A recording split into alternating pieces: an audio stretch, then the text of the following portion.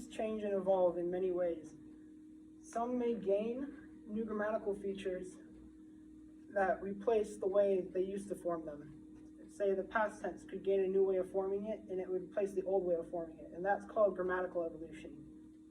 Another way that languages evolve is lexical evolution, which is when the words change meaning or usage. Two examples of this from linguist David J. Peterson, who created languages for shows like Game of Thrones, are amelioration and pejoration. Amelioration is when a word with a neutral or negative meaning gains a positive meaning, and pejoration is when a word with a neutral or positive meaning gains a negative meaning. So an example of this in English would be the word sick, which has gained a positive meaning and can be used to describe something as good or cool.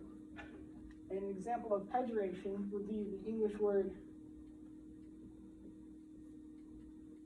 gross, which you all know means gross, something that's disgusting or yucky. But in German, this word has a cognate, which means they come from the same root, and they even look the same and sound the same. You know, gross. And that word just means large or even great. And that's what the root word it comes from used to mean, large or great. So the English version underwent pejoration, while the German version retained its neutral and positive meaning. Another example of this lexical evolution is via Russian linguist Vladimir Orel. So this root pek meant to comb, like hair or fur. And into Proto-Germanic, it becomes this word, fechtano, which means to comb or to struggle with, like unable to get the comb through the hair. And from there, it gains the meaning of fighting in Old English, feochtan. And from Old English to Modern English, you get the word fight from this ancient word that meant comb. The main aspect of evolution I'm going to focus on is phonological evolution, which is the changing of sounds. And I'm going to use the Romance languages as my main example of this. The Romance languages, they're all languages that evolved from Vulgar Latin, which is a term for the colloquial versions of Standard Latin. And so I'm going to mainly use Italian, Spanish, and French. So languages can evolve from their parent languages in various degrees. They can sound very different or very similar. They can change very differently or very similarly. And French underwent lots of changes that these two did not, or many other languages, other Romance languages did not. So one change that French underwent that makes it sound so distinctly from its sisters is Spanish has the alveolar trill, which is the r for their R. So it was r in Latin and it's r in Spanish. The same for Italian, but in French, this R became this uvular sound, which is pronounced at the back of your throat, and it's pronounced r. Another feature that French has that makes it so distinct from its sisters is the presence of nasal vowels. So these in French would be on, ein, or in French and Spanish and Italian. And in French, it would be on,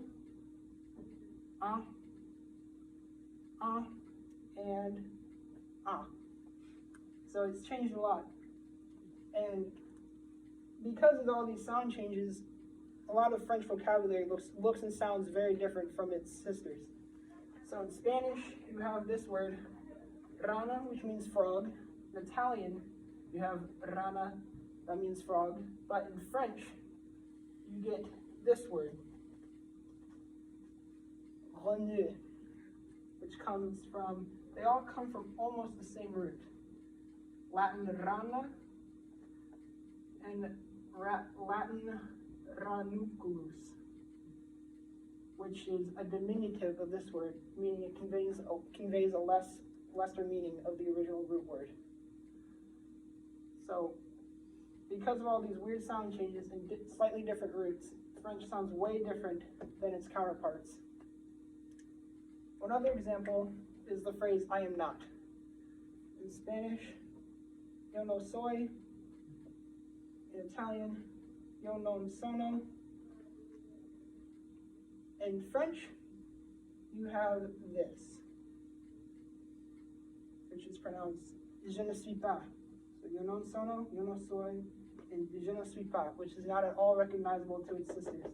And colloquially, this is omitted and these kind of combined. So it'll say this and it's pronounced suis pas, those 4 words.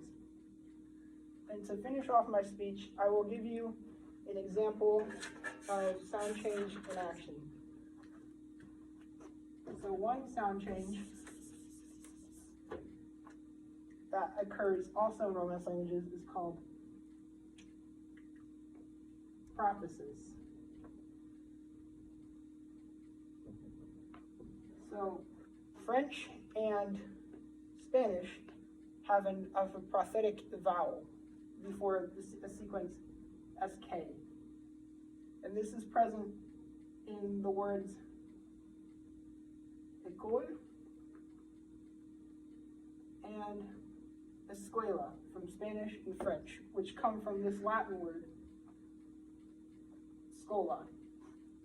This SK consonant cluster at the beginning of the words have this E appear before it in French and Spanish to make it easier to pronounce. And that is about all the time I have to share about phonological evolution.